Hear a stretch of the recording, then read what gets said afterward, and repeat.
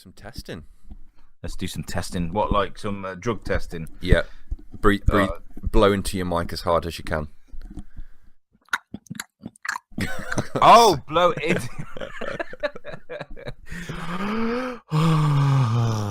There we go. You won't find any drugs in me, mate. I'm boring, man. I'm fucking... Mind you, I was never really a big drug guy, anyway. I was never massively into... take it or leave it. I could take a bit of heroin, and then I could go a couple of months without some heroin. Weed? I used to love a lot of weed. I love a lot of weed. I used to love a bit of weed. Sometimes a lot of weed. No, I mean, I was always taught to never touch things that weren't natural, you know, and I kind of stayed with me. I guess so catnip, that's allowed. Yeah. Smoking the catnip. These mushrooms are fucking awesome. Smashing bags of mushrooms. No, I'm just not. I guess I'm more a pussy, really, because I'm sitting there thinking, what if it kills me? What if it kills me? Like, yeah. But with Kaz being from Colombia, and obviously there's the stigma that Colombia has. She likes to stay away from drugs, and which is great. So I'm not saying I don't do drugs because my wife says no. I kind of just respect her beliefs. If that makes sense. Okay, anyway, so that's going as an intro. But anyway, we are recording now. So okay, so everybody, welcome to episode 37. 37, man. Take a seat, sit down, relax, and let us massage your inner ear. You get creepier every week. I think like you actually have a scale. Like every week, like, you give people a chance to get used to you, and then you scale it up, and then you give people a chance to get used to you again, and then you scale up a bit. God help anyone who jumps in at episode like 120. Is all I'm gonna say. If they haven't had that, like, what's the word for it? Where you get used to acclimatizing period. Just like, and this is Alex. It's when we've evolved into a proper cast channel with a video, and I'm just sat there in my pants, like, sup. Just silence for 20 minutes. So, how's it going? Just sat in my pants. I think the word we should use is content. I'm content. I'm like, you know, when you marry when a woman marries like the jock from high school who's really like handsome and good looking during school, and then they kind of get too comfortable, and then he starts putting on a bit of weight. He's walking around in his underwear. He doesn't give a shit about how he looks, and he's inappropriate at times. That's me at the moment. I'm just content. Except you were never popular at school, so. I was a chameleon at school. It was really weird, actually. I used to hang around with like the goths and the nerds and things, because that's kind of where I am always, you know. But like, I could talk to anyone. You've heard me, man. I could talk to anyone. So I'd kind of hang around with them, avoid all the ask Ryan, you know. I'd avoid all the trouble and kind of just snake on through school. It didn't help that. It didn't help that I was in an English lad in a Welsh school, which may sound really bizarre to people living in the UK. But when I was in school, the English-Welsh divide is fucking awful. It really is. It is. We climbed Snowdon like probably about 10 years back now. And we went to, like, we got down and we were absolutely shattered. And we went to get some fish and chips. And we went into one of the fish bars in there. And the second that they heard us ordering what we were trying to order, it was like walking into like a Wild West saloon where the guy stops playing the piano, and it was like, wow, wow, wow. So what is going on? Like, we are literally we're the same country. Like, I get Scotland maybe hating us because of what's happened over, you know, like Braveheart years, but come on. What's gone on with the Welsh and English? I know, and I've done the exact same thing. I've been on holiday in Pwllheli. This is before me and you went to Pwllheli, but I walked into a cafe there, and they literally it was like the normal hustle and bustle of a busy cafe, and it was just stopped. It stopped. Like, they just stopped. And that's not even an exaggeration. But the thing is, right, I didn't make things easy for myself as a child. I was skinny, spotty, mouthy, I was an English guy in a Welsh town, and I joined the army cadets, and I didn't give a fuck about wearing my uniform anywhere. So like, you get all the chavs like going cadets, and they chase us around, and I can just imagine you like, yeah, I'm in the army, bro, and then just a bunch of Welsh guys go, cadet wanker, just chasing you down the street, and you're running down, just like flailing your arms at the side. It's like, no, leave me alone. Oh yeah, and you know, I suppose I get a lot of where I am today from all that, because I don't give a shit. Like I don't care. I don't want to get beaten up, but I also really want to tell you what I think. So okay, so yeah, welcome to the show, guys. Thanks for joining us. We don't have like I shouldn't open a show with this, but we don't have an awful lot but Avengers to talk about this week. But we're not going to talk about that, which makes it awkward. Jimmy hasn't. Go on. Sorry. I was going to say we're going to do like a proper spoiler cast next week, aren't we? Of like, we're just going to go into it full depth. But I'm seeing it Tuesday, so when this goes live, if you're watching it straight away, I still haven't seen it. Believe that or not, but yeah.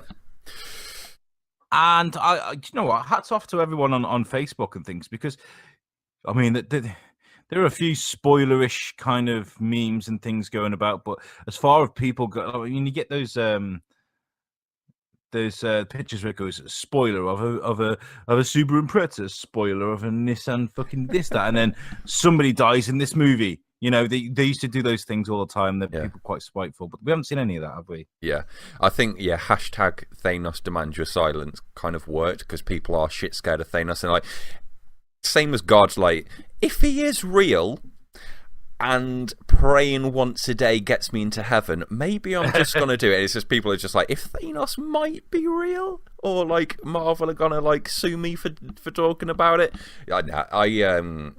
It has been a bit different, because like 2 days after Star Wars, you find out, right now I know that Han Solo's dead.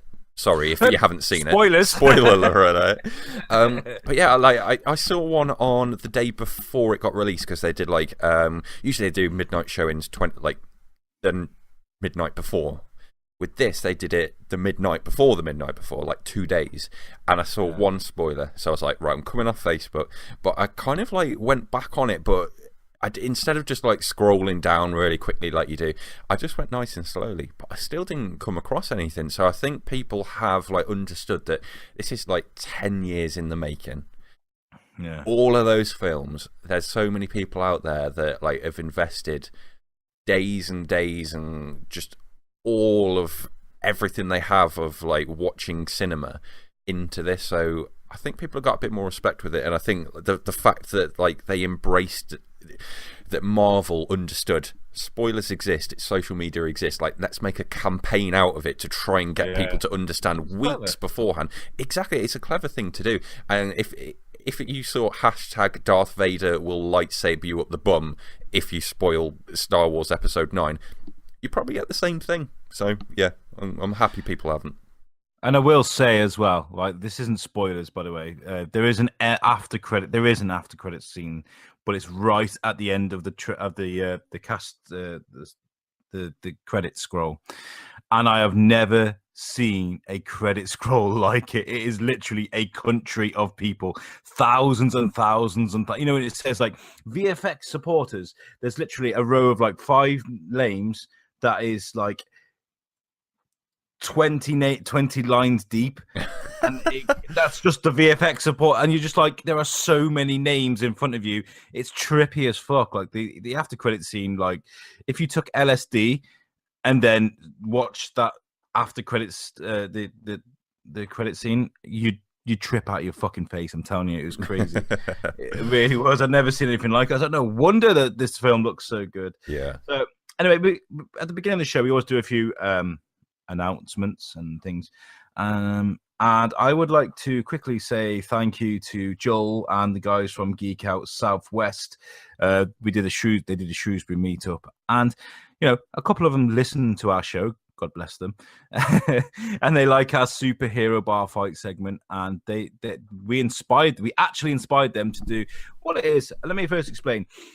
I've explained it before on the show, but this is a meetup where you can bring board games. You saw the pictures on the Thors-Kin channel. Like they put like worms on a projector on a screen, and you can sit and play worms with your mates. You talk about movies, and you can play board games. And they decided to have like a Magic Pokemon styley Marvel versus DC discussion. So what they did was they give everyone a card on the way in at random, and on that card was a character, whether it be Marvel, DC, or other. And you go around and you discuss who would win out of the people on your cards. And then we had a score sheet, and whoever would win would get a line. If it was Marvel, Marvel would win. If it was DC, then DC would win, etc. And my job, so they invited me, was to sort out the fights that people couldn't kind of decide who would win. So if it was a tie-break situation, I would come and discuss it. And I got to tell you, right, I'm a people person, right? I get on really well with people. Well, I walked in the pub. Joel straight away was like, I'll buy you a pint. I took Shane with me, so he bought Shane a pint as well. Cheers for that, Joel. And then he was like, right, now you need to work for your pint. And he shouted, he was like, oh, you got Alex here from Thors-Kin podcast. If you have any problems with your battles, please see him. And everyone just looked at me. The pub just seemed to shrink in size. I was like, hi. And I had to explain to Joel. I took him. I was like, you do realize, like, the reason we do superhero bar fight is because we don't have a doctorate in like, there are people on there. I was like, who the fuck is Kitty Pryde? And they were like, the girl from X-Men 3 that can run through walls. I was like, oh, right, okay. And I was like, what the fuck does Squirrel Girl do? And they were like, she's got an army of squirrels. I was like, oh, okay. Yeah, it was actually really fun in the end. I went out. I kind of had a panic attack. I was like, fuck, this is too much. I went back in. And I had some great talks with people. They were really good people. So, and it was just amazing to see people just openly talking about comic books, like whether it be Marvel or DC or other, all together, just mashing it out and having a good chat and getting on with it. So yeah, thanks for that, guys. I really appreciate it. Awesome. End. Next. Yeah, next one's a big one. The big one is a huge shout out to the Rebel Radio podcast. They've been given a shout out. I didn't even know they've been given a shout out for the last couple of weeks on their show, and I hadn't even realized it was Graham Arnold messaged me and he was like, you realize these guys really like you? And I was like, oh, okay, cool. So I listened to them and they were like, yeah, Thors-Kin podcast. Yeah, they're British. And they swear an awful lot. They swear an awful lot. And I was like, I kind of shrank inside. And he was like, well, maybe they know Pierce Brosnan, they're taking digs at us. It was really funny. And they really like our show. And I wanted to reach out and say, I've listened to a few of your shows. And it's a really great premise for a show. So it's basically, the Rebel Radio podcast is basically like a book. I don't know if they do it all the time, but what they do is like a book club for movies. So what they do is they give you a movie that they're going to watch. So last week they did Escape from New York with Snake Plissken. Yeah, I love that film. And they went and watched it and they sat and discussed it, and it's a really good idea for a show. And they very much sound like, they remind me of us because they're not scripted. They're both motor mouths, they kind of just speak their minds. And I love that, and they're a great show. I just want to say thank you for shouting us out. And we're going to try and I did message him and said we're going to make a pod baby together. So we're going to get our heads together and get a show done. Maybe we can find a film. Yeah, that'd be good because I like that format. And our format is just like we go and talk about whatever the hell we really want to. There's no such a like, it could be geek stuff, it could be science, it could be just random stories about people getting shot in the vagina like Weekly Bazaar last week. I can't believe I'm even saying that. But yeah, I like the idea of watching a film and coming back and talking about it. I guess like we kind of do in our own way, like if we watch a big film, we come and talk about it, but doing it in like a bit more of a formal way of this is what we are doing. I'd like the I'd like the idea of doing that and getting together and having both both panels sort of coming together and doing that. Whoever's channel it's on, that'd be a good idea. So, yeah, Brilliant idea, like you said. And I mean, we do it, but it'd be nice to. I mean, we did it with the Two Broke Geeks guys. We kind of bounced off each other with them, and that's really fun. Really fun. Like, so a huge shout out to the Rebel Geek, the Rebel Radio. Hold on a second. Hold on a Really? What have you got? I thought it was called the Rebel Geek Radio. It's not the Rebel Radio. It is the Rebel Radio podcast. Make sure you listen to them. They're great guys. I'm going to edit that out because that's really fucking unprofessional. No, it's staying in. It's just like that moment of like, have I just been saying that wrong?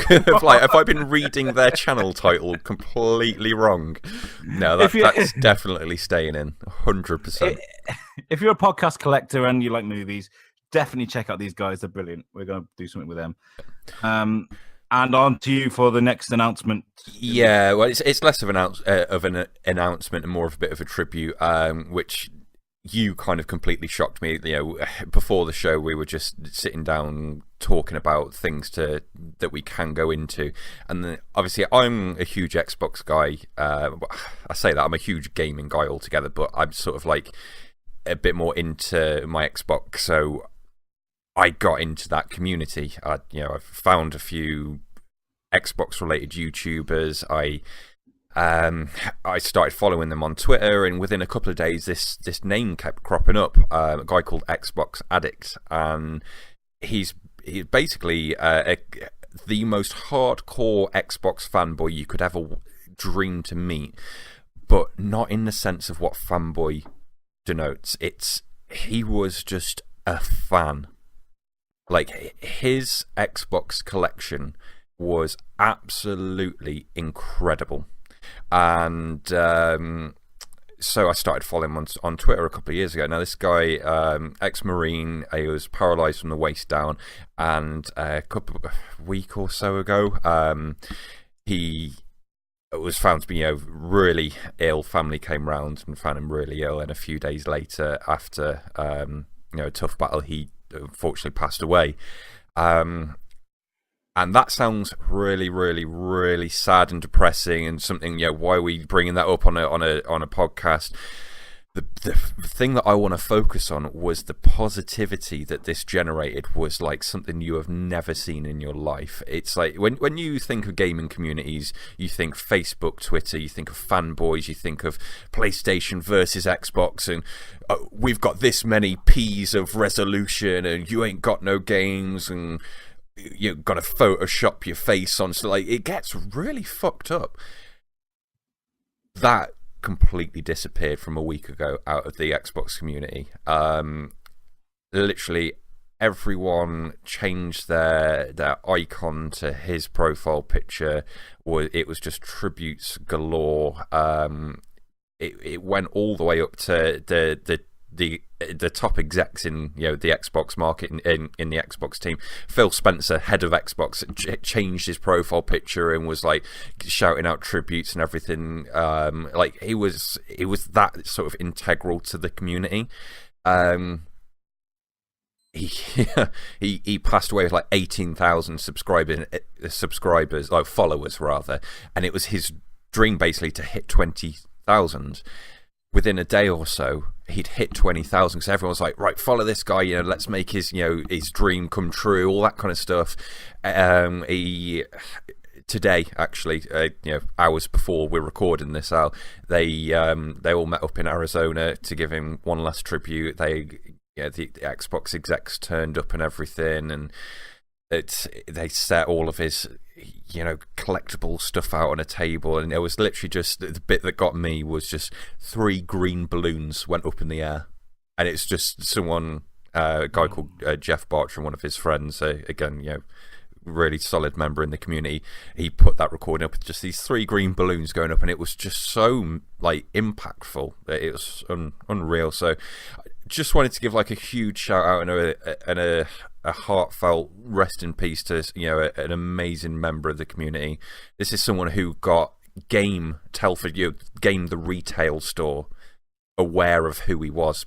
They were putting out tweets like, wow, what your community's done for this guy is absolutely amazing, out of return of what he did for the community. it was just an incredible sort of person to follow, and be sorely missed. How did you wanted to say, like, how did you find out about this as someone who, for someone like, just to put this into context, why I'm asking, like, you like your gaming, but you're not like into like the community and stuff, and for someone like yourself to find out about that sort of speaks volumes to the impact of it. I was being a dick. No. I saw you changed your profile picture on Twitter, and I was, like you just said, I'm completely ignorant to it all because I didn't get involved in those communities. It's kind of not my thing. So I thought, what the fuck? Is he joined another show? Is he leaving me? So I didn't know what this was. So obviously I saw the support of your Twitter feed. So I clicked on the link. And so I was reading through, what's Podcast Addict? And then I saw this message off his missus, his wife, I guess, saying that he'd passed away. And I was just like, oh, shit. Like, it literally, like, I didn't even know the guy, but, like, it really kind of touched me. Like, it really, it really choked me. And I was kind of like, wow. And I guess it was more selfishly, more kind of, I was thinking about my wife, if anything ever happened to me, her having to go and close all of the Thors-Kin accounts and things and announce to people that what had happened to us, to all 16 of our listeners, and to bring a truce like that to the gaming community, it speaks volumes, like you said, because it is quite vile out there sometimes. I mean, you try and tell a bunch of geeks that you like Star Wars Episode 8 on Reddit because it doesn't fly, and it's the same sort of environment with gaming. It really can get quite nasty, and to have that effect on that community, hats off to you, buddy, and rest in peace. And thanks for bringing that to gaming, even for a week. Yeah, exactly. I hope it's like a mentality that really does continue, because it really split the fanboys from the genuine people. Like, 'cause it's very easy to hide behind a Twitter handle and get your opinions across and have arguments with people. But what that did was, whether people were like hardcore fans of one side or another, it split the people that were genuinely there for the love of gaming from the people that were there for followers and to cause a fuss and things like that. And there was some vileness, but I'm not even going to get into that because it shouldn't be aired. There's the positivity of it, and this guy, like, just for one final, just to wrap this up, in you'll love this to bring it up, in Sea of Thieves, him and a guy. It's called the Xbox Pope. Geordie Tommy, he's a fantastic graphic designer, does a lot for the community. He basically, Geordie Tommy has a thing where he takes everyone's Twitter avatars and stuff, and he puts them on. He designs custom Xboxes and controllers, and he gives people artwork and stuff like that. He just does it all just for the sake of it, because he likes doing it. And they sent the guys at Rare a book with, like, almost like a collector's edition sort of thing, and the Rare guys were so touched they put it in the game. So, like, Xbox Addict is like forever immortalized in Sea of Thieves, and you can go to one of the coves and go into one of the caves, and they've got this. They obviously coded the item, the book thing that they sent in, and they've added in all like a shrine around it for him, and that's physically forever in a game. And I just think that's amazing. Oh man, don't do this to me, man. You gotta get. I need to. I cry at films. I cry at everything. Don't do this to me on a podcast, bitch. That's amazing. That's pretty fucking awesome. It is, and like I know, like it's like quite solemn and sad and everything, but I don't want it to be taken that way. It's just the general positivity of, like, be more like that. Like, have your opinions and just be more like that. It just as a lesson in life generally. But what it got me thinking was to get into some meat and potatoes of. We've had loads of original OG Xbox back compat games go live, and we've got like Blinks, Conquer, all the old Star Wars games like Battlefront 1 and 2, Jedi Academy, and Knights of the Old Republic. They've all been going live, and I've been playing loads of Battlefront 2. And it got me thinking, like, just as something to link in with like a tribute of thinking back to stuff, is having a few moments just talking about a couple of like old games that mean a lot to us. Because like I said, I've been playing loads of Battlefront 2, and just while you're having to think of maybe a few games, just throwing you off guard there, of like the difference between modern day Battlefront 2 and old Battlefront. I'm just like, I played Battlefront like 2017 Battlefront 2. Thought, great game, awesome. What's all this fuss about? You know, all the loot box stuff, all that. Great game. And I'm going back to the original Battlefront 2. I'm just like, this is so much better. It's really? It just looks a bit worse. Like gameplay, it's just perfect.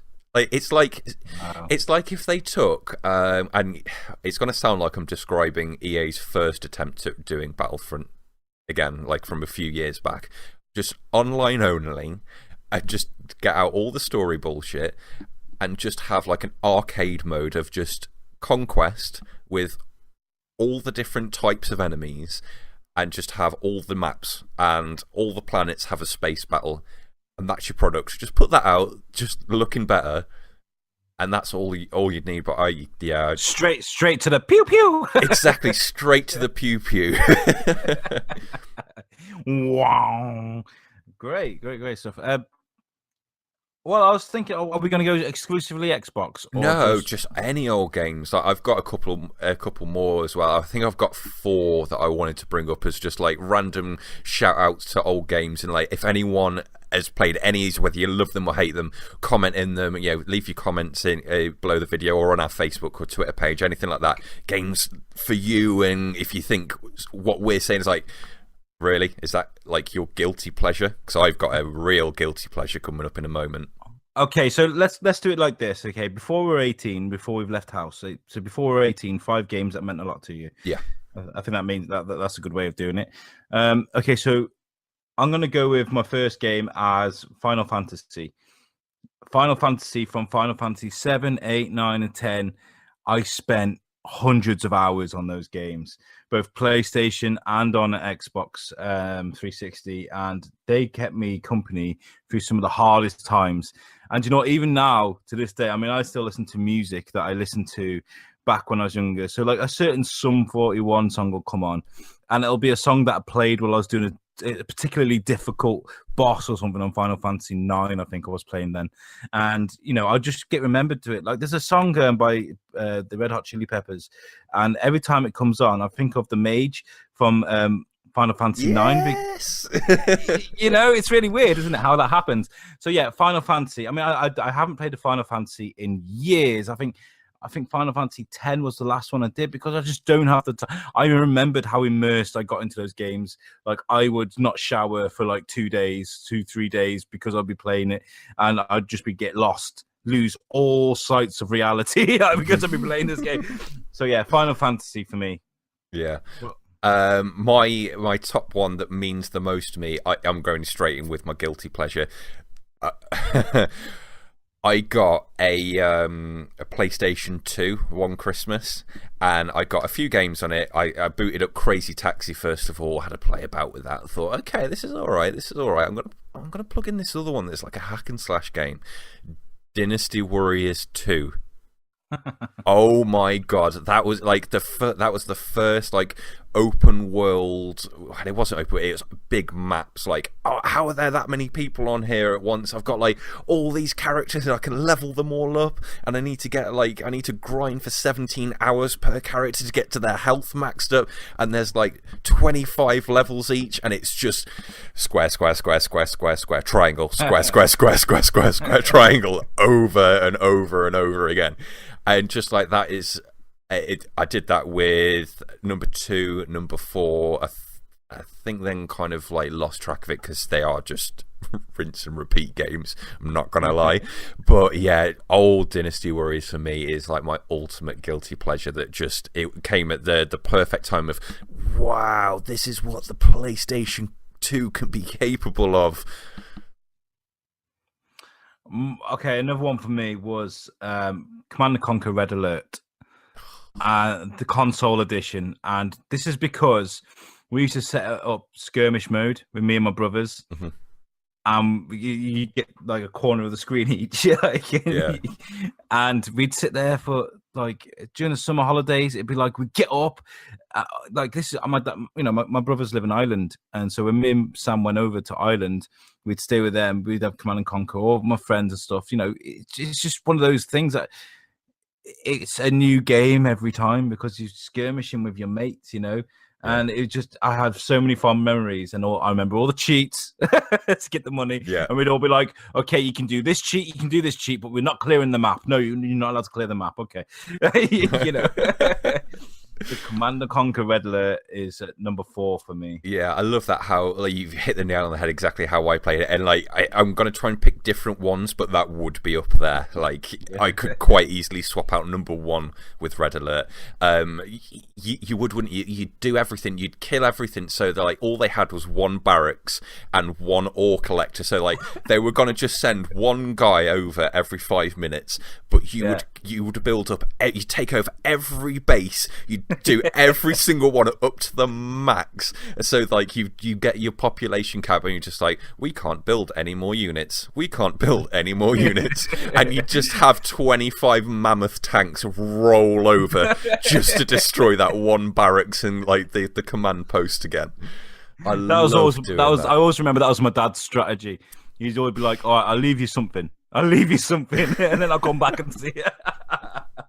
Fond memories, yeah. Red Alert. Awesome. Second up for me again on PlayStation 2. This was, and you'll laugh because I brought this up a few times. I brought this up when we the other day when we had Mike Sargent on the show. Was Jurassic Park Operation Genesis for pure nostalgia reasons. Like that game was just the perfect park builder for its time. It was like so cool the way that you'd have to go do expeditions on like real, like you'd have to send Alan Grant to Montana to get like amber deposits, and you'd have to put them through a thing, and you get the DNA, and then all of a sudden you can build another one, and you put cheats in as well that allows you to like I think you had like 3 or 4 different parks, and each one excluded a couple of species or a couple of buildings, and there was a cheat that unlocked all of the dinosaurs and all of the buildings for every one. So you'd put that in, and like you could just absolutely annihilate, and you make millions. And going back to what you said about music, I discovered Korn at the same time as Jurassic Park Operation Genesis, at the same time as my next game that I'm going to be saying. And every time I hear Freak on a Leash, I go back to, it's summertime outside, I'm sitting indoors wasting my life away, building a raptor enclosure, and I'm about to destroy one of the walls so it can escape to just like kill everyone. It's just like, it's pure nostalgia. I couldn't go back to that game now. That's why I'm so excited about the new Evolution. Yeah, because it's your rose garden view of that, isn't it? Like there's the game that you remember, and then there's a game how you remember it, and they are 2 different things. Yeah. But yeah, just linking music back into playing the game. Operation Genesis for me was just hundreds of hours. Wicked. I love that. I like that game too. And number 3 for me was Tekken. Like, this is another one where we would sit around as kids. And this is probably why me and you enjoy playing it so much when we've had a few beers. Like, me, my brothers, and my sister, we'd all sit around. And I always remember this one time, the first ever, like, rage quit I ever had was when I got beat. This is again in Ireland with my brothers, and I got beat at Tekken, and I stormed outside, slammed all the doors, stormed off into the woods in Ireland, in a country. I'm not very. My dad came after me. I was sat up in a tree, and he was like, "What are you doing?" Like, I was like, "Beat me!" And he's like, "Well, everyone has to lose, But I mean, even though that was like it was a learning curve for me, but not very, very fond memories of playing that over and over again. I'd always pick Jax because Jax was my favorite. But yeah, Tekken for me, the original Tekken 2, I think it was actually Tekken 2. Amazing game. Absolutely. I remember playing the first Tekken discovering that for the very first time, just like, this is so slow and clunky, but it's amazing because that's all there is going fighting wise. Well, there was Street Fighter, but Mortal Kombat. Oh, God. It's just so many games. We could literally just have like a memory Top lane 100. episode. Yeah, we should actually do that. Buckle down, guys. This has turned into something meaty. Number 3 for me, again, and I'm going to steer away from PlayStation 2 in a bit. And I'm not going to go Halo because it's just, that is the ultimate game for me. Like, there's so many other examples that can take that place. Spider-Man 2. Yes, the movie tie-in, but oh my god, at the time, what a movie tie-in. It's just, you had every single villain in there. You just had all of New York.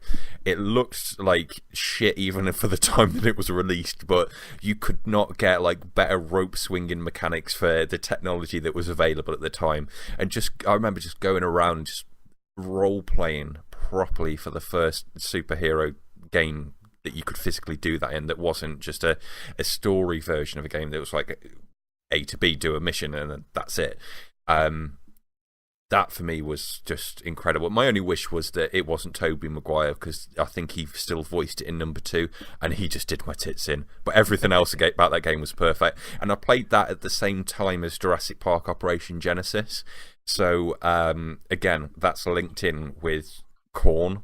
Funnily enough, like, it just doesn't go, but like that whole thing was just, it all links back in with that nostalgia. I just wish Spider-Man 3 was a bit better than it was, but we should say. And again, it's new Spider-Man game coming, so like this, that's why I'm getting like so back into my gaming at the moment, is that all these top 5 games that we're doing, there's almost like there's new versions getting made of each and every one of them that are top of their game, if that makes sense. Yeah. Well, I second that, because the idea of like climbing to the tallest building and then fall into the last minute where you can just snick it, like, and then bring it back up, you know. I love doing stuff like that. That was a great game. Good shout. Number 2 for me is Medal of Honor. Medal of Honor was the shit when I was in school. I'm telling you now. When you were those levels, when you go around as a spy, and they'd be like, "Your paperwork, please," and you just like showing your passport and your paperwork, please. You're picking so much better games than I am. I'm thinking about like, okay, so let me break it down like very simply. I didn't have any money as a kid, so like any game that I got were for Christmases and birthdays, so I'd have to wait so long for them, and then I'd play the living shit out of them, you know. And so like these games mean like everything to me, because like out of the reality of being an English kid in a Welsh town, like I explained earlier, I got to just sit and relax with these, and like this is what kept me from taking a knife and butchering everyone in my school, you know? So wow. No, gaming helped you. I loved it. I can still remember it today. The music was fantastic. The canteen when you pick up one of those things, the sound effects, everything.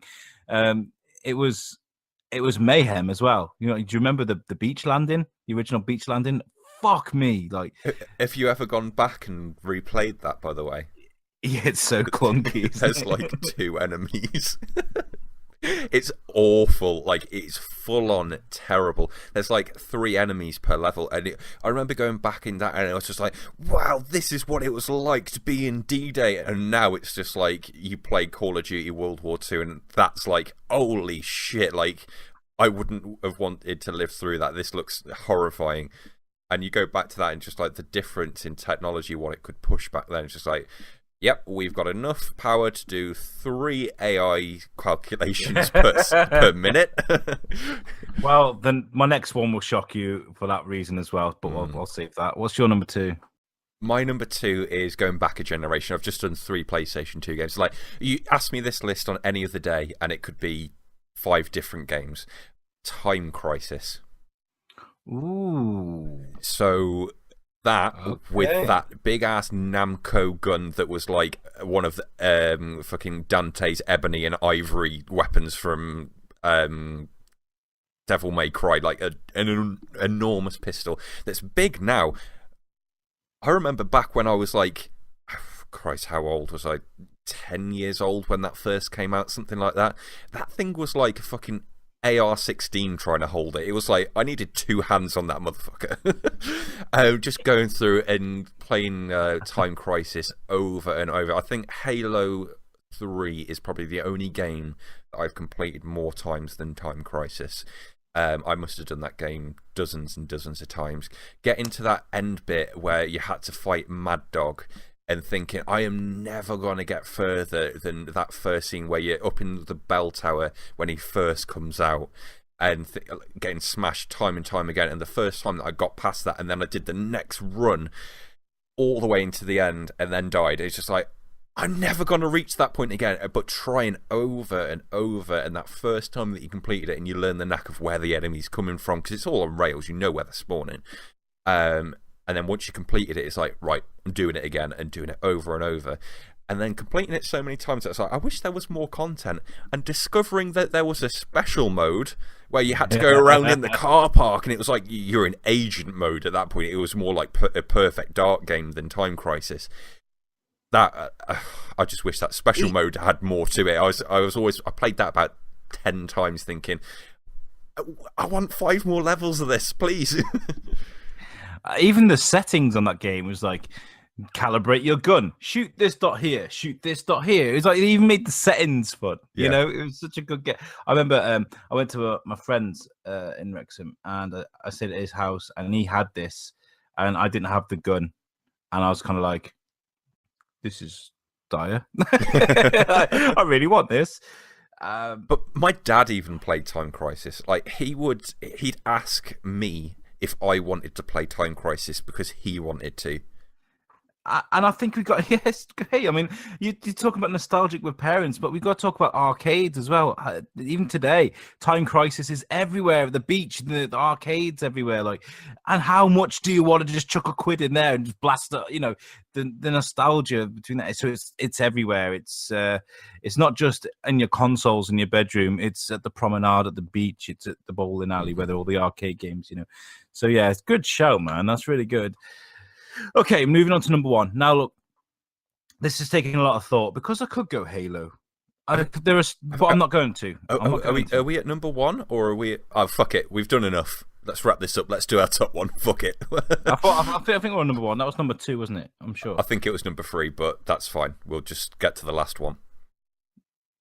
Die Hard trilogy. Oh, God damn you! I was stuck between Alien trilogy and Die Hard trilogy, and I think I could put them both up there because they're both just as good. Alien trilogy, Die Hard trilogy, but I'm going to talk about Die Hard trilogy because I've talked about Alien trilogy on the show before. Die Hard trilogy for me was one of the greatest Christmas presents I ever had because another situation, I've been around a friend's house, saw it, really wanted it, thought I'll never get it. I got it for one Christmas, and I was so smitten by the fact that I had this game.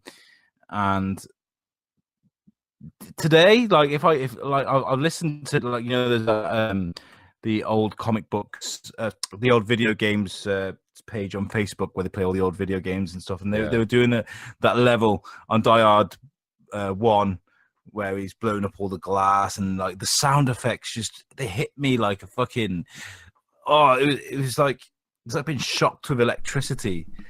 Just hearing all the hostages, the way they're dying. I got a machine gun, ho, ho, ho. Like the really gritty, horrible graphics were shit. The sound effects were shit. Like, but it was amazing to me at the time, you know.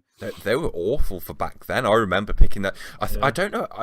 I think I inherited that game. Like I borrowed it and just kept it. I can't remember how I ended up with that game. I remember playing it for the first time and thinking I couldn't get my head around what it was because I didn't know back then. I was, whether it's an age thing or whatnot, I was like, didn't really know what Die Hard was too much. Like I knew that it was a movie, but I didn't get the the amount of films there were, whether it was like one game for every film or whatever it was. I didn't realize that there was 3 separate games. I don't know how else to describe it. I put it in thinking, right, this is a game. And I did it, and it went from overhead view, and then all of a sudden, it was first person in a car. And I was like, what is going on? And then it was an on-rail shooter or something. I can't remember the proper detail, but it was 3 completely different games. And I couldn't get my head around that fact as a kid, and I was like, this is amazing. Yeah, I mean, you had so much to do with that game, and if you got pissed off with one, you can go on to the other. You know. Yeah. So you had Die Hard 1, where you're third person, you're running around, and you're in Nakatomi's towers, like in the film, and you got to do missions, and you got to go around shooting bad guys and saving hostages, and you've got to use strategy to get from one side of an office block to another. It was almost like semi Metal Gear Solid, wasn't it? In a way, very clunky, very dirty yeah, version of that. That's almost like an insult to Metal Gear, but kind of. I think it possibly, it caused a lot of people to think, like people want this kind of game, so maybe it could have inspired a few games, and then Die Hard 2, you had, like you said, the rail shooter where you go around the airport and you shoot the targets, but you had like hostages that you couldn't shoot, and you had like the bit where you're on the snow plow thing, where and you got to turn around and shoot people that are chasing you and stuff. It was amazing. And then the third one was the one where you go around in the taxi and you got to get it from A to B. You got like Samuel L. Jackson screaming at you in the passenger seat, and you got to drive around New York. It's fucking great. It was amazing. And yeah, I mean, I could have. You've literally just made me want to go out and get a PlayStation 1 again. Or, well, PS2's back compat, so just get the games from there and just hook that back up. Oh, God, I'm so nostalgic right now. Like, I hope people listening to this are, like, hardcore gamers and are literally sat at home just, like, shaking in awe of just like, oh, my God, I remember all this stuff, because I know I am. My number one, funnily enough, you should say I should get onto like hooking my PS2 back compat because you can play PS1 games on it. I dug my girlfriend's PlayStation 2 out of the loft, got a whole host of PS2 games, and I ordered a game off eBay. PlayStation 1 game, just so that I had it in my collection. A pristine case, no fading, no scratches on the artwork, on the little slip that goes in the front of the thing. You got the little D, 2 at the top, 2 at the bottom, the little D-shaped clips that you hook the thing in. They weren't cracked. The side bit on it wasn't cracked or anything. Pristine case.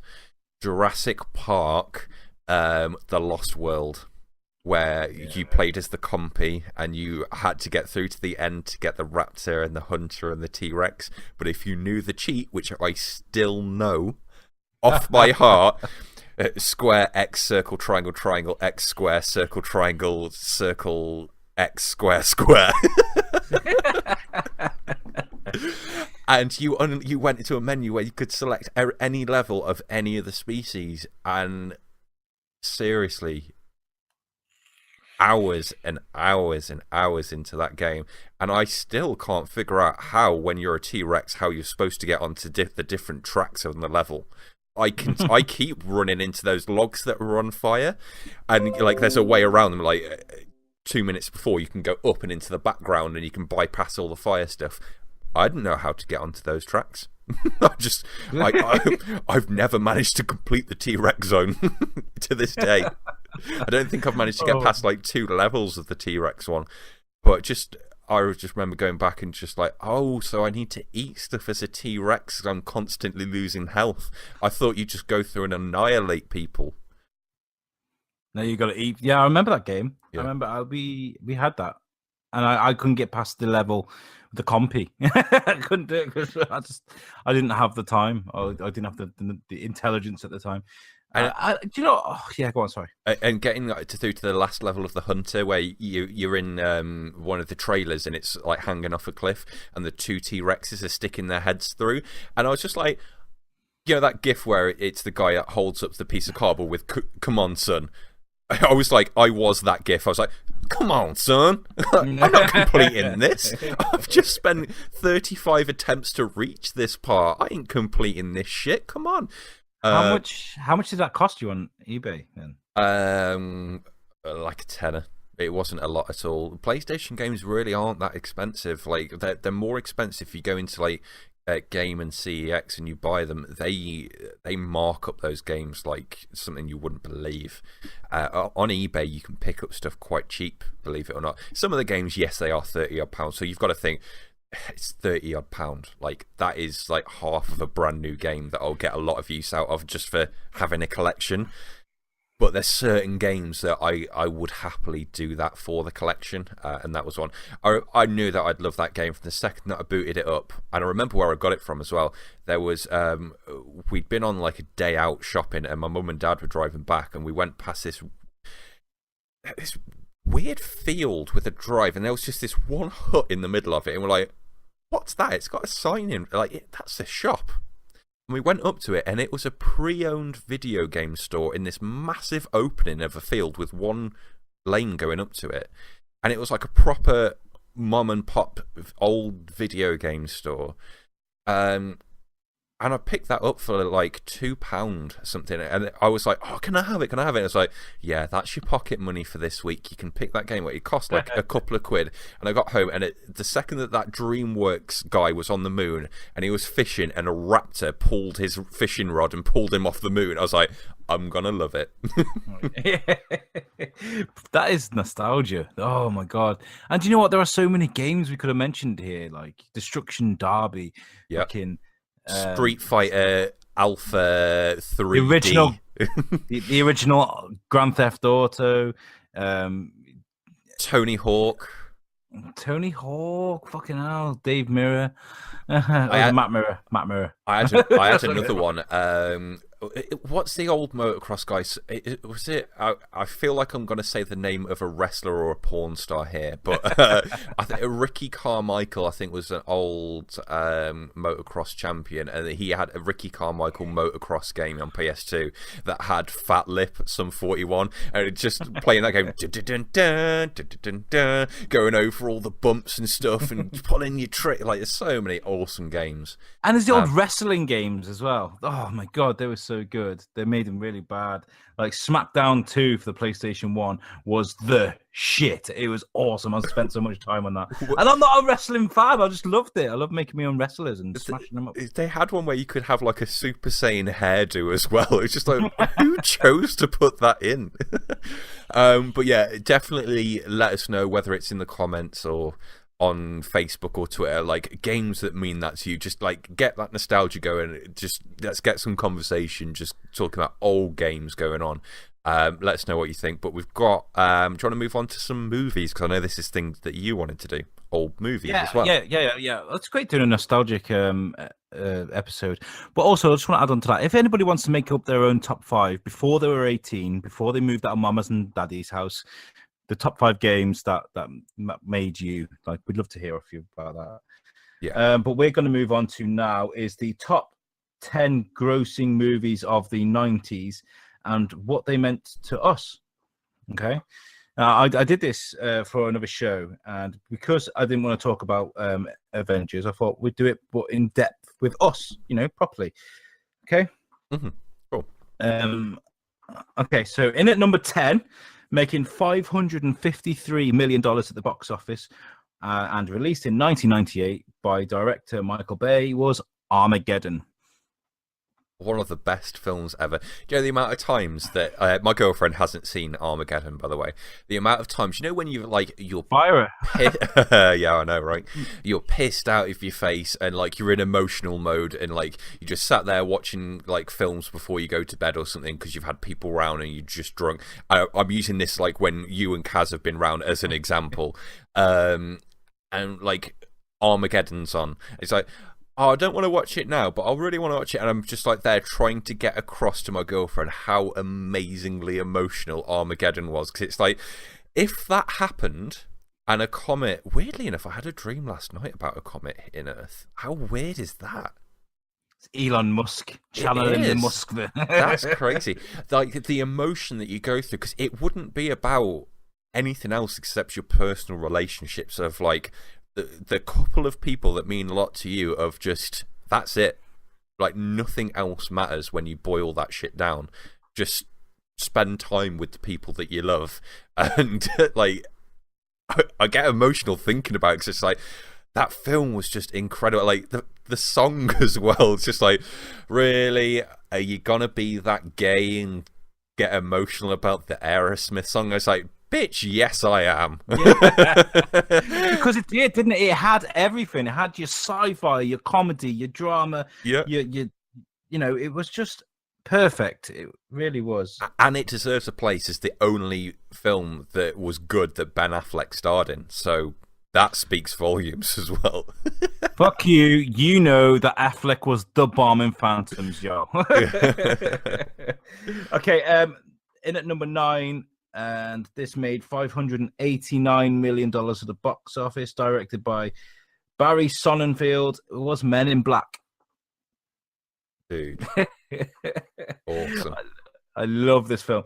And you're going to find as well in this top 10 that Will Smith is a very common denominator in all of these movies. He's like him and Bruce Willis, very, very, very repetitive in this list. Starring Will Smith, Tommy Lee Jones. It says Sylvester Stallone on this list. I think I think you've got that wrong. What's the website called? Ranker.com. Ranker.com, which I know is quite got quite a good reputation. You've got that wrong. It says Sylvester Stallone. Will Smith. It's got Tommy Lee Jones and people in it.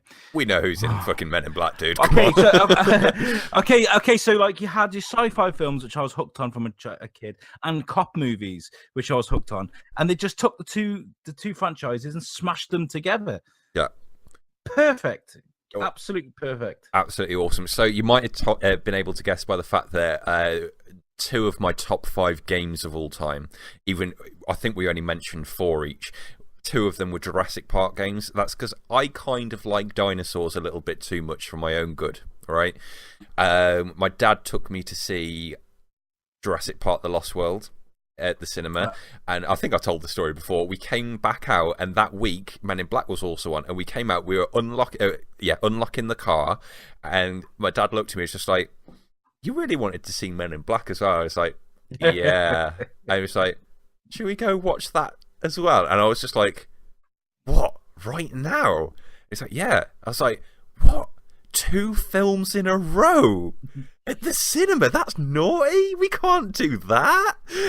We went back in, we watched Men in Black, and it was awesome. Absolutely amazing film. Yeah, and for back in the day, it's cheesy as shit now. I'm just putting that out there. It's your typical Will Smith one-liners, and that's what made the movie, I think. I mean, I didn't like the sequels. I thought they were lame. But the first one, I think, is a very standout movie. I really liked it. Coming in at, what number is this? Number 8 is The Lost World Jurassic Park. Boom. I've said my piece already. Same story. 618 million at the box office, directed by Steven Spielberg, of course. Now, the most notable thing about this movie is it's a sequel, and sequels are the hardest things to create in movies. It's, without a doubt, always difficult. It's that difficult second album, you know. And the fact that this is in the top 10 of the 90s movies, top grossing movies, is testament to how good of a director Steven Spielberg is. And I watched this recently with my little boy. I didn't even realize that Vince Vaughn was in this. He's quite young in this. Mm-hmm. And yeah, it just carries on from the first one, doesn't it? Great film. So we're not going to say much about that. I mean, apart from the fact that it literally... do you know what? Actually, we should mention about the fact that this feels more like a sequel to the first one than the third one does to the second one, because the third one, we all know, wasn't very good. I think that was just done by Michael Bay, wasn't it? No, I don't know, but I think Spielberg has had an input into every one of them. Okay, but there was definitely a different feel to the third one, wasn't there? Didn't seem as good. The dinosaurs looked different, etc. Yeah, I mean, Jeff Goldblum just... anything that he is in, what he touches is just magic. I was watching an episode of Friends the other day with Jeff Goldblum in, and he is just Jeff Goldblum. Like the way he acts and his quirks and just his mannerisms. Just, did you see I think they're using clips of the new Jurassic Park film. That guy has aged like he's a black dude. Honestly, just like It just looks like, talk about going gracefully grey. It just looks incredible. Yeah, I did. When you go to see Avengers, I don't know if you've seen it already, but there is like there's a bit where he actually sits and talks to the audience on his own about Jurassic World. And yeah, he's really. I didn't realize how camp he is in real life. I know he did. I know he did the whole camp thing for Thor Ragnarok, but he's actually like really like. And the way I describe him would be is lazy charisma, and what I mean is he's really laid back.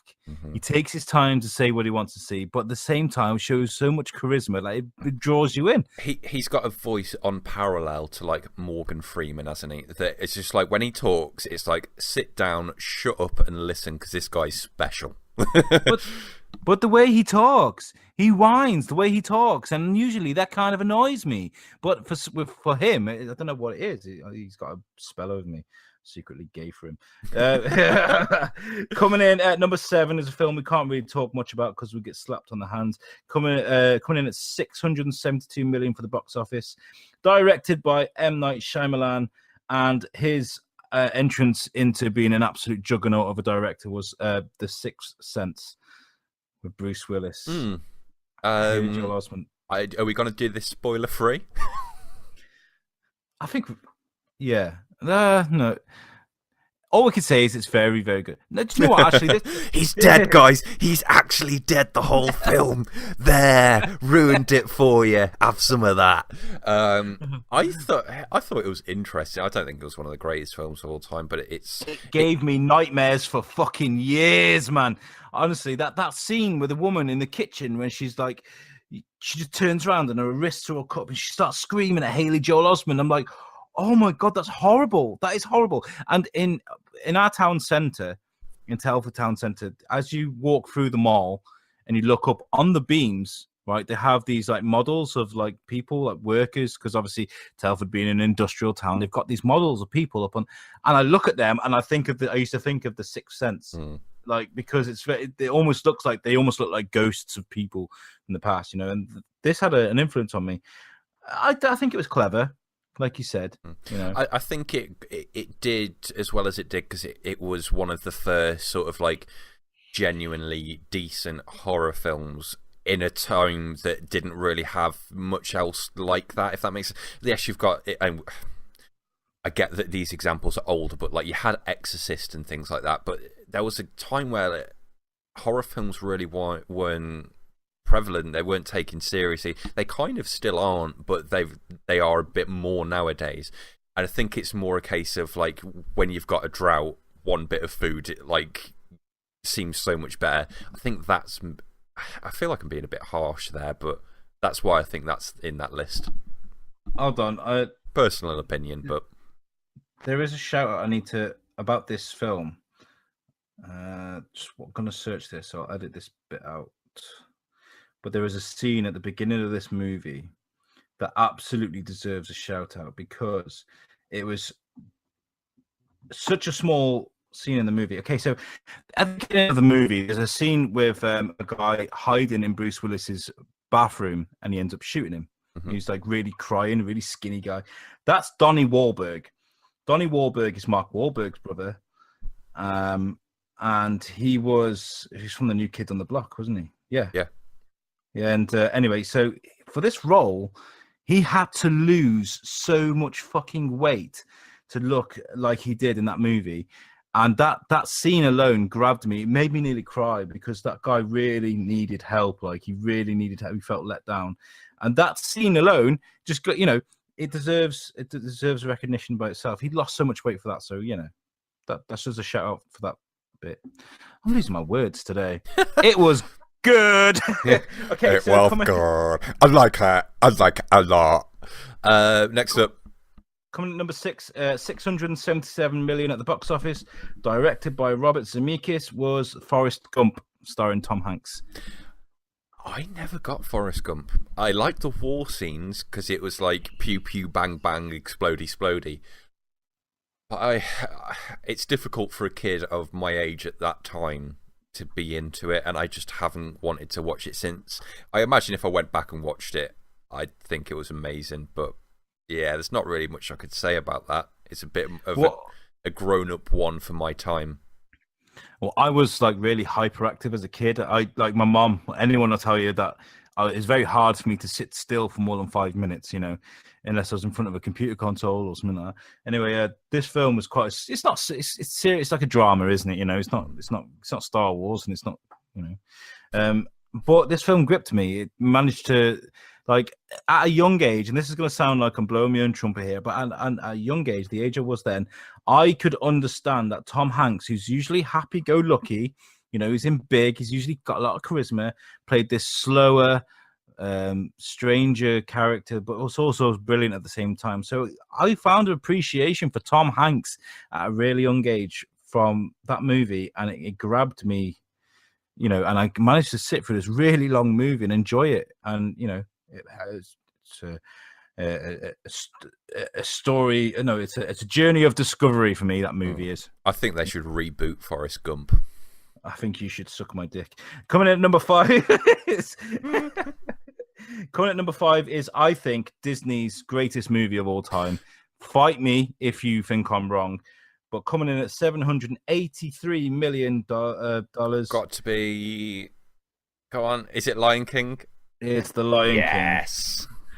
Now look, right. I'm not into musicals. I've always told people I'm not really into. I listen to them. I watch them. If one grabs me, I like it. I went to the cinema to watch this, and it was one of the fondest memories of my childhood. Just the movie, the music, the sound effects, the animation, the way it grabbed me. It was just so in your face, like that African bom bom bom bom. Everything in the background, the surround sound just grabbed me. It was so good. And the cast itself, Whoopi Goldberg, Jeremy Irons, Matthew Broderick, and Darth Vader, what's his name? Darth Vader. Long live the king. Christ, what is his name? I'm on IMDb now. James Earl Jones. There we go. Yeah, all I can remember was Earl. Earl Everett. My name is Earl. Great film. And you know what? Like, they're rebooting this because of how successful it was back in the day. No, they're rebooting it because it's a cash grab. No, it had like the perfect story. Just the characters in it were awesome. I had a VHS tape of this, and I watched it so many times that the picture and the sound went. Like, it got grainy, and the sound effects did that weird, worn-out VHS. I'm trying to be a mighty king. Oh yeah, it was. That was my childhood right there. Lion King. What a great movie. Moving on, you know, I would love to sit and talk about that more. Number 4, coming in at $817 million at the box office, directed by Roland Emmerich, is Independence Day. Another one with Jeff Goldblum and Will Smith. Say no more. That's why it was good. The perfect combination, isn't it? Yep. That was another one that I could watch over and over and over. The one thing I will say about Independence Day is it's a great film. It deserves to be where it is on the list. It could have been so much more, but it is what it is because it wasn't, if that makes sense. It could have been... Yes, they had the jet scenes and the spaceships and the battles and stuff.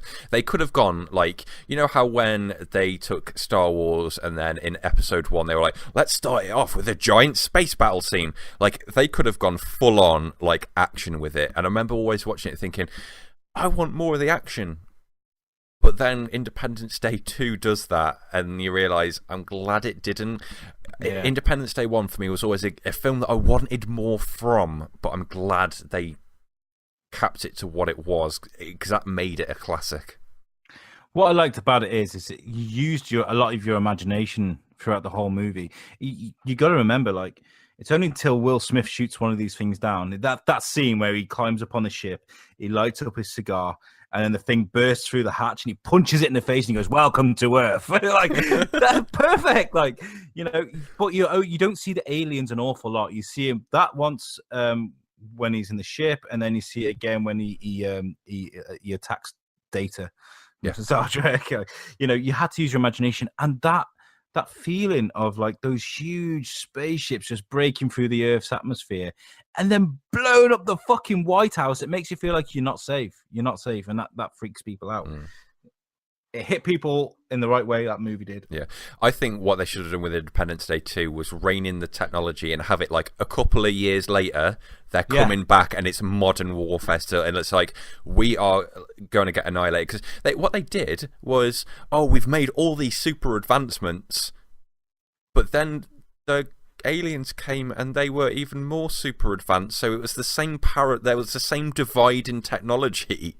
Yeah. Because they'd advanced as well. It's like, why didn't you just make it more real and like relatable? Like, why does everyone need to go around with like energy weapons? As soon as Will Smith said he wasn't interested, because I think he was doing Suicide Squad at the time, he had a time conflict. I think they should have said, "No, we'll wait," because it's not the same without Will Smith. It really isn't. But Independence Day, great film, and that poster with the White House blowing up, with the spaceship above it was iconic. It was everywhere, wasn't it? You couldn't look anywhere without seeing that poster. Definitely. Next up, 3 more to go, and breaking into the top 3, we have to go back to 1993, breaking in the box office at $914 million. Wow. Directed by Steven Spielberg, is Jurassic Park. And I know we've talked about this a lot because Jimmy faps to Jurassic Park daily. But I fap to dinosaurs, honestly. Literally, just you could get the cheesiest B movie. There's like films called like Primal Extinction and like Rorosaurus Rex. I watch them all. The Last Dinosaur. Dinosaurs, not the mama. I'm the kind of person who's just like, land before time, bro. That scene with more. Oh, go on. Sorry.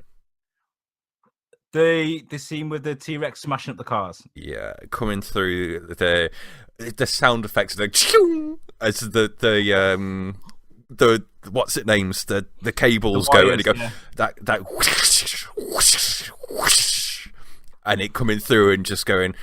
It's like he's the dude from Goonies. Hey, you guys! But it's just the most iconic scene ever in any film. That scene.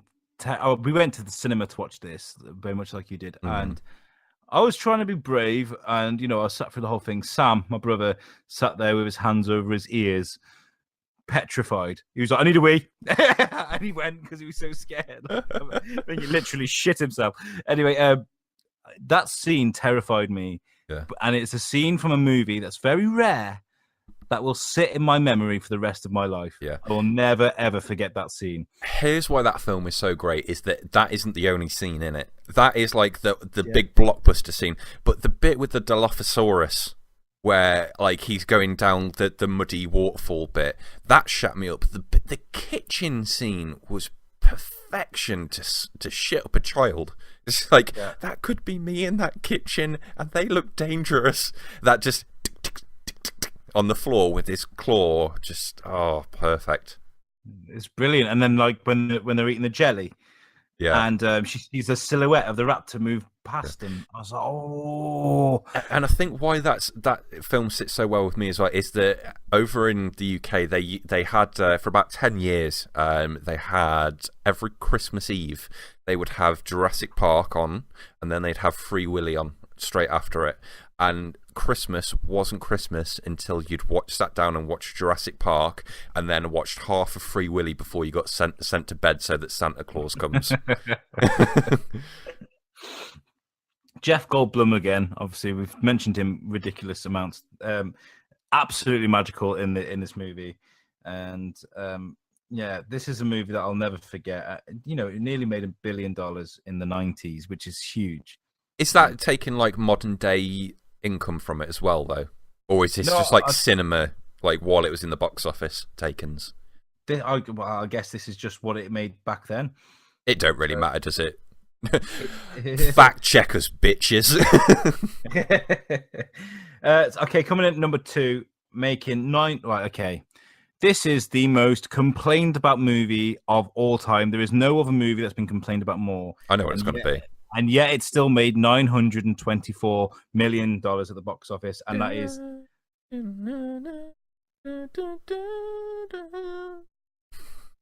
Star Wars Episode 1, The Phantom. No, I thought it was going to be Titanic. Nobody complained about Titanic. There was, like, you could be like, spoilers, but like everybody knows what happens to the Titanic. We'll come on to that in a bit. Star Wars Episode 1, The Phantom Menace. This is one of the most important movies for me in the world. Like, this makes me a great broadcaster today, and that is because every fucker hates it but me. I love this movie. I don't know. I mean, I get Jar Jar. I've said this before on the show so many times. I get Jar Jar and stuff like this. But do you know what? If you like a movie, this is what it taught me. It taught me that you don't always have to go the same way as a review, as a critic, or as someone's opinion. If you like something, you like it. And if you liked it at the beginning, you read a review on Rotten Tomatoes or some shit, and then you change your mind and jump on the bandwagon and start hating on it, you're a sheep. You are a sheep. Like I've said it before, and I'm not. And I will stand up and always say, like, I really enjoyed this movie. Like, I enjoyed Episode 8. You know, I mean, there are problems with it. It's not the perfect movie, but it doesn't deserve the amount of shit that it got. Yeah. I would agree and half disagree and whatnot, but the bit that actually comes through is the fact that as a kid, I liked it. Like, I was too young. I wasn't born when original Star Wars was released. So when you're a kid, you're not on forums going, "What's cool to like?" You hear pew pew and you see graphics, with an F and an X, graphics, and you're like, "Wow, space battles, yeah!" And like that was nostalgia. Like, that's what, like, I think our generation grew up on. As you grow older a bit and they then start to catch the original Star Wars films and like, you can respect them for what they were, then yes, maybe it's time to go, maybe they weren't the best. But still, Darth Maul's probably the best villain of any IP ever. Yeah. Just flat out. It's just, but I think people forget, like, how epic that fight scene was between them three, with the blast shields and yeah, and not just that. I mean, the pod racing scene was fucking sublime. It was amazing. I love that. And dude, you've just lost us all of our listeners. Thanks. Everyone's like, "Oh, the pod racing scene, that's the worst." How is that bad? How can people hate on that scene? It's a car chase scene with futuristic pod races where people get blown up, and it's a rate. Oh, I can't believe I didn't have N64 pod racing in my top 5 games. What was number 1? You got it. Coming in at $1.8 billion. Oh my Titanic. God! It doubled what? Jesus Christ! And that was only 2 years before. 2 years before The Phantom Menace, and it made 1.8 billion. And James Cameron. And now look, right, Titanic still sits at second, I think, the highest grossing movie of all time. Black Panther is close on its tail. I don't know if that's right, or if Black Panther's actually overtaken it. I think it overtook it in the States, maybe. Not worldwide. But what I will say about Titanic is this is what happens when you take a movie or a story and you tell it properly, with the best actors, with the best CGI, the best music, and with, detail. Because, like, they could have gone all Michael Bay on us or fucking Zack Snyder and be like... had Transformers coming down just like, the Titanic got destroyed by Optimus Prime. Either that or the complete opposite was Zack Snyder and cut half the movie out, Yeah, and have it really dark and depressing and just like, it all takes place at night and it's all raining. Yeah. And the Titanic sunk because it was depressed. and then the Michael Bay sea monsters come and start climbing up the side of the ship. But no, this is what I mean. Like, this is what happens when nobody interferes and they just say, right, you've got a story to tell it. And they did, and they took their time about it. There were slow, beautiful scenes in it where, Kate Winslet and Leonardo DiCaprio getting to know each other, the whole paint me like one of your French ladies, you know, or there's scenes where you can really kind of get to know the characters.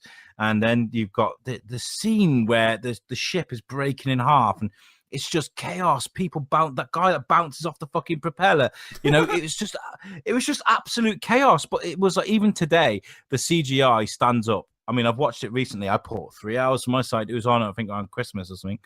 And I sat and I watched it. And you know what? It does stand up today. And it deserves to be where it is today because of how well it was told. Yeah. I never liked Titanic. I still don't. It's just one of those, like, films that I just don't... I get what you're saying, but no interest. But the CGI thing, what you're saying, is true. But the one thing that I want to kind of give the biggest props for CGI holding up out of all of these films, the bit in Jurassic Park where the T-Rex comes out of the bushes and curb stomps that Gallimimus. That scene there, that T-Rex still looks real. And you know what? I watched the Last World, like I just said, with my little boy. And you know that scene at the beginning where the Stegosauruses are, where they find his missus taking pictures of Stegosauruses. They looked awful. They look awful. I think the special effects were better for the first one than for the second one. I think it adds when it's nighttime and they can do all the extra lighting effects. You know, you kind of use your imagination a bit more. Yeah. But yeah, I mean, do you know the reason why I wanted to bring it up is, and it's been great doing a really nostalgic, our best games, the movies of our youth and stuff, like, is because not one of these movies in the top 10 are movies that I hated. You know, I loved every single one of those movies. Like, it's crazy. Really selfishly. I really enjoyed them all. So I was really good talking about all that. And you know what? We should clear something up as well before we finish this, and that is hashtag Venom. Do you mean what's becoming known as hashtag delete? It's like it's divided so many people of just like, it looks shit and oh, it looks amazing now. Should we have Venom debate? What do you think? I think this just proves that Marvel fans are full of shit. And I'm going to say that on a podcast, and I don't give a shit. Marvel fans, right? They're doing my head in, right? They're complaining about how bad Venom looked in Spider-Man 3 with Tobey Maguire, right? And there's a picture comparison to this Venom, the new one, and the old one. And in the face, it looks almost fucking identical. So the years you've put into slamming that fucking Venom from that movie, which was a terrible movie, we all collectively agree on that one. And then suddenly turn around and saying that this one's amazing and people should shut up. Consistency, bro. Consistency. I think the difference is that Venom isn't going to have a 5-minute scene in a film where Tobey Maguire is going emo dance-off. Like, yeah. Like, context of how the character was used. Not just like how good the CGI looks. Remember, Spider-Man 3 was like one of the most expensive, if not the most expensive film of all time. It had CGI money. So comparatively, Venom could be quite low budget for all we know. And that might and I totally agree. I'm in agreement. I thought Venom looked shit in Spider-Man 3, but I think he looks equally as shit in this Venom too. Like, if you're going to slam that one, slam this one too. That's what I'm saying. That's my point, and I think it's valid. I think it would be quite funny if they were like, during the trailer, like, hey, Alex Mercer from Prototype, you've got a mission to do. And it's just like... Yeah, same abilities. I thought it looked a lot better. This goes back to what we were on about a couple of weeks ago, where, or the last week, I think it was, of a trailer showing too much or not enough. Venom 1, first Venom trailer was like, well, is Venom in it? Like, there's scenes that look like you haven't done any post-production on them. Like... It just doesn't look good. And then there was the second one where you see a bit more goo, and in this one you actually see Venom. Why don't you just come out and with the last trailer to get people hyped up, so you don't have like an environment which is already like a cesspit of opinions. Like, if you come out and like show people, boom, there's Venom, gonna be a badass film. Because a lot of people I'm hearing like, oh, it's still going to be shit, it's still going to be shit, or oh, that's awesome, like Venom's, at least we know like Venom's there now, and like Venom is going to be in the Venom film. Do you know what I mean? Like, Unless they're gonna pull a complete fucking miracle and throw Spider-Man in there with him, which they could technically. not gonna happen. It's In not a going to happen. month Exactly. of Sundays. Right. So unless they were going to do something like that, I'm not excited about it because there's no infrastructure there. You know what you're going to have? Just Venom by himself and the odd fucking Marvel character that Sony still have the rights to. We're not going to see Spider-Man versus Venom. We're not going to see many Spider-Man villains. It's just. But you say that, and Deadpool has had no traction to get off with. Like, you had a shit appearance of Deadpool in the last appearance of a Deadpool appearance. Yeah. I'm gonna edit a few of those out. It was low budget. It was a meta character that not many people had heard of, really. Like, most people listening to this were like, who hasn't heard of Deadpool? Yeah, think of the demographic that you are if you're listening to this. Like, most people hadn't heard of Deadpool because he's one of the back end characters. Everyone's heard of Venom. Everyone's wanted a Venom film for ages. People freaking love Tom Hardy because he's good looking. Like, that. Bitches be rolling up to the cinema just because of Tom Hardy. Like, it's got infrastructure to get off the ground. I think it's going to do surprisingly well, even if it's a shit film, or it's going to do surprisingly bad, but it's going to get one of those things where like, it's actually a really good film, but no one went to watch it. You know what I mean? It's going to be one or the other. I think Marvel have an army of people that will stick up for an IP or a movie, even if it's bad. That's what I think. And yeah, I love Venom. I really do love Venom. Like, you don't understand. Me and Ryan Perrin from Sketchy Connection, when I was in school, we used to sit and we used to try and come up with our own comic books and stuff. And I came up with half Venom, half Lemon, and I called it Lenum, right? And it was literally a lemon with a Venom face that would just roll around biting people's feet off, right? That's how much amazing. That's when I was in school. And you know what, right? I just don't think Tom Hardy's going to do this film. Just Tom Hardy, like, nobody, like Gary Oldman was in the 1998 version of Lost in Space, right? That movie was awful. Gary Oldman's one of the greatest actors to ever embrace movie. He had a bad day. I just don't think Tom Hardy is completely invincible. I think they pulled in Tom Hardy. He may have been interested in playing Venom because who the fuck wouldn't want to play Venom? But such a cool character. In a universe where there's just no substance, there's nowhere for him to go. Yeah, he could probably. I mean, okay, so here's the biggest bullshit factor of that comment. You could have Carnage. A Venom versus Carnage film. Oh my god, you can have Agent Venom, where like you don't have to have all these amazingly, like, think about how they used Vulture. Vulture is probably one of the most boring villains I've ever come across in the comic book side of things. Utilize him well, and all of a sudden get a good actor in to do it. Like, what's his name that played? Michael Keaton. Michael Keaton. Sorry, Batman. But you get Michael Keaton to come and do what is not a B-list villain, because he's one of the big Spider-Man villains, but he kind of is. You get where I'm coming from there, at least. You get Woody Harrelson, like the rumors, to do Carnage, and all of a sudden you've got the perfect mix of, yes, it's not Avengers, but it's solid. And like, that's all a film has to be, is a good, solid film.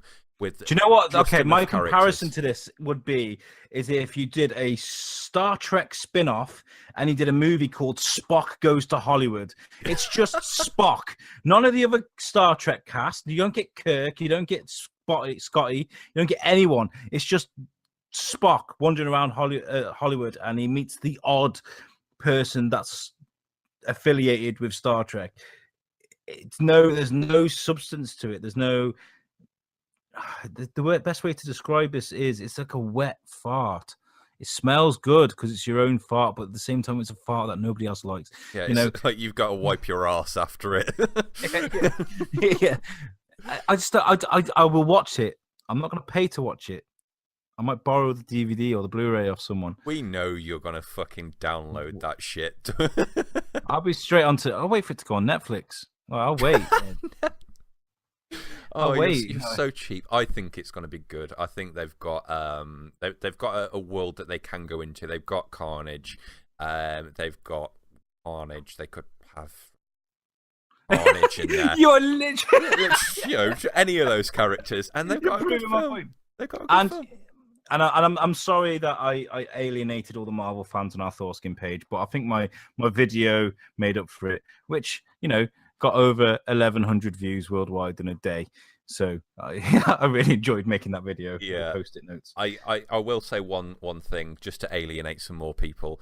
How can you comment on Marvel fans sticking up for films even then when they're bad, when you're a DC guy who was like, Justice League was brilliant for a while, but you did for a while do that. So eat shit, go back into a hole and die. Next subject. The difference being is that I like Marvel and DC. I like them both. I'm giving you shit. Just giving you shit. Okay, so yeah, we've cleared up Venom. It's going to be a finger banger for teenage moms out there. Is it just me, or does the black goo get you all worked up? I will say, actually, those bits of the black goo coming off Venom and sticking to things around the room was amazing. It was pretty good. I would have liked to have seen Venom swinging across buildings like Spider-Man. That would have been great. Because we can do that. Yeah, man.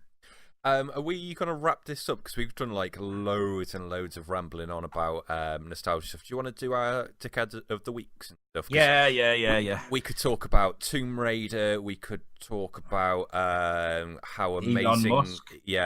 Equalizer 2 trailer. Denzel Washington, the daddy of all action here. Just, dude. Equalizer.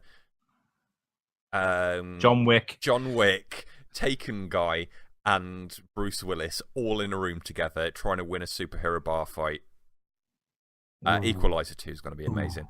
But we'll save that to maybe for another day, shall we? Yeah. Dickhead of the week. Okay. Mine is going to be take very quickly. And me too. We've got our audience consists mainly of Americans, and I want to apologize for this if I offend you in any way, shape, or form. I'm seeing a lot of videos of police arresting people or ticketing people for feeding homeless people, buying them McDonald's meals. It's happening, man. It's happening. There are people that are opening up soup kitchens in the street and feeding homeless people. And they're being arrested and told they can't do this. And this isn't like a small account of these things happening. Many states across the US, it is illegal to feed over 5 people without being arrested or because you don't have the permit to do so. And to me, it just sounds like a very blatant way of skipping around the fact that if you want food, you fucking buy it, capitalism, and I just feel for these people because do you know what? Like I work, more so like last year, I worked around people that outreach officers and people that go out and help. There's a guy called Paul Sanson who I used to work for. And his job, what he used to do is he would go to supermarkets and he'd pick up food banked items. Like he would go around and fill up his van with food and clothes and bits that for the people that live in where I work and around the town that live in Rough, and he'd give them food and he'd make sure they had everything that they need or whatever he could give them at least. And to take that away from people that are already fucking living in hell, it's demonic. How can you get away with doing stuff like this? And what can we do to make it better? Because we can't keep like the reason why there are so many more homeless people out there in the UK and in the US is because everything's getting more expensive. People can't afford to live. Like I struggle fucking daily with money. Like it's a very, very real thing for a lot of people. And This is a really weird thing that I've been thinking about lately that I can't get into now because I would literally have to have half an hour to explain my mentality behind it. Is like the way that money works. I'd love to sit down and do another weekly bizarre show with you so we can get into this subject. After watching Ready Player One, of like how people work for money, people sell shit for money, but even whether they're an end consumer or whether they're pillaging the raw resources to make an item, or whether they're the manufacturer or whatever they're doing, all they're trying to do is earn a bit of money to be an end consumer of a necessity or a luxury. Removed money and you had something like a Ready Player One world where like everything was like mechanized and robotized to the point where you didn't need to work, but you just lived in like a VR world and you didn't need to have money be that end consumer. You just literally just abolished it. Just don't have anything. The state does it because it's so efficient, and you lived in one of those worlds. Like, it's just the root cause of all that bullshit is capitalism. And like, yes, that's the way that the world works because that's how it has to work. Because that's how the system was set up to begin with. But if you could just start afresh, if you just gave Elon Musk a fucking country somewhere and just say, start from fresh, you don't need to work within the systems of whatever else works, like, don't have money and you wouldn't have any of this shit. Yes, I'm describing communism, but to a point where I think both capitalism and communism can meet in the middle. Where let's not talk about this. Yeah, let's do a separate weekly bizarre thing on that, where we can really, I can get into the meat of like what I've just hinted at, because like that just sounds like I'm just describing a pie in the sky. Oh yeah, wouldn't the world be great? Like I've got like really like after watching Ready Player One, and it just clicked a few things in my head that I'd love to do a proper, just get all the geek stuff out of the way and have a chat with like. We'll talk about it in next week's show. We'll make sure we got a nice big gap to talk about, because I would like to, and I'm hoping to get a good guest on next week as well, who I think would happily talk about stuff like this. So yeah, let's talk about this next week. Moving on to your decade of the week, sir. Mr. Trump. So obviously this week, North Korea and South Korea have made huge, like, historical strides. Whether it was what's the phrase, choreographed, I don't know, but yeah, just huge advancements. Apparently there's like the nuclear testing stopping, the war is coming to an end, things are opening back up, and it's a case of like you go from the world viewing you in the most, you are the biggest threat outside of Vladimir Putin, to, yeah, let's give you a chance. If you're willing to do that, then let's see what you got. Donald Trump puts out a tweet of just like amazing things going on in Korea. All Americans should be very proud at this moment.